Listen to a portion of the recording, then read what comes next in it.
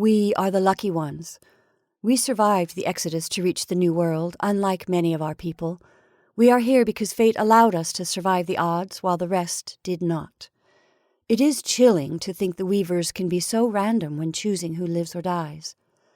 From our ship's logs, the journey of the House Brisden to our new home took place without incident. 30 ships left our star system, carrying no fewer than 500,000 passengers in stasis. However, when the computers installed in our world ships woke us on our approach to this world, we learned only 2 ships remained.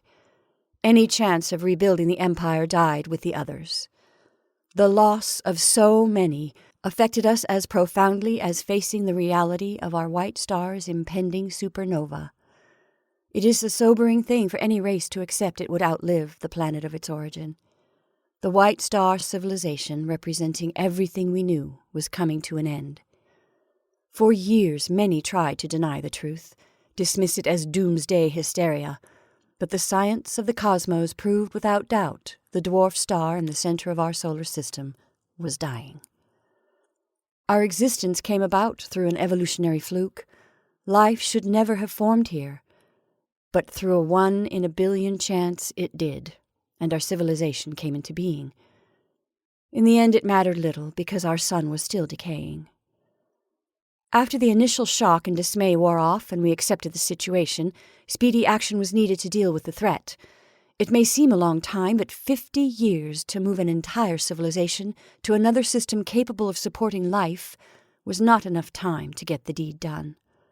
The world ships were commissioned by the Grand Council, and construction began soon after. For the next 5 decades, the business of the Empire became shipbuilding. Many deluded themselves until the bitter end, unable to face the idea of starting again without the comforts that had always been so much a part of their lives. We tried not to think of those who remained behind, tried not to think about their senseless death in the face of their stubborn ignorance when the sun burned its last. Their deaths added to the tally of the lost since leaving the White Star.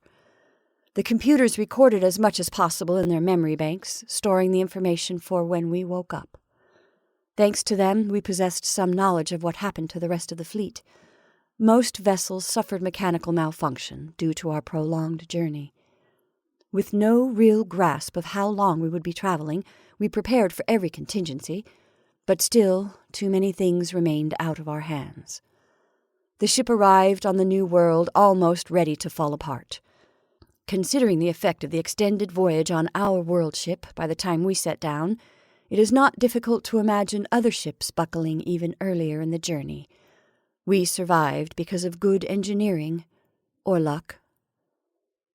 Not all victims fell to mechanical failure. Numerous perils exist when traveling through uncharted space. Black holes, cosmic strings, meteor showers, and supernova. Any of these phenomena were capable of tearing our world ships apart like paper.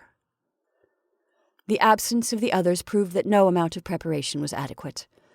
Fortunately, not all ships were destroyed. One vessel discovered an ideal world much earlier than we did. House Jane chose a world for themselves on the far side of the quadrant.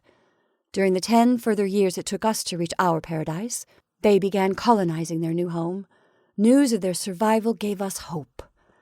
Perhaps scattering our people among the stars would not mean an automatic doom.